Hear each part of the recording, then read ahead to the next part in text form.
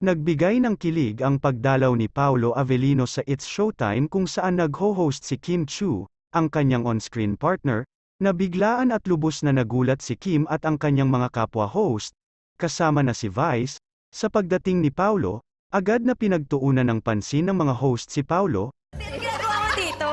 Bukas na tayo, di ba? Na-delay yung recording. Tama ba na lahat ko ba na maayos? Tama ka. Tanong ni Vice kay Paolo, bakit ka napadpad dito? Sino ang binibisita mo? Hiyang sagot ni Paolo, nag-grocery lang ako, biglaan kong naisip ang dumalaw. Ipinaliwanag ni Paolo na na-delay ang kanilang shooting kaya napagpasyahan niyang dumaan sa studio ng It's Showtime. Napansin agad ng fans ang simpleng paghawak ng kamay ng dalawa habang nagpapaliwanag si Paolo, na nagpaigting sa kilig ng mga tagahanga ng Kim Pao.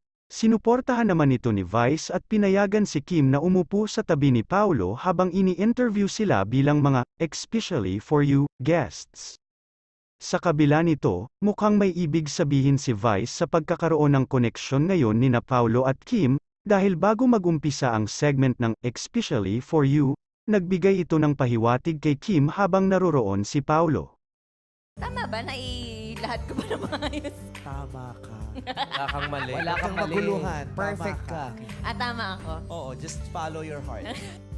Ikaw, ano sa tingin mo ang totoong dahilan ng pagdalaw ni Paolo kay Kim sa It's Showtime? Ibahagi ang inyong opinyon sa comment section.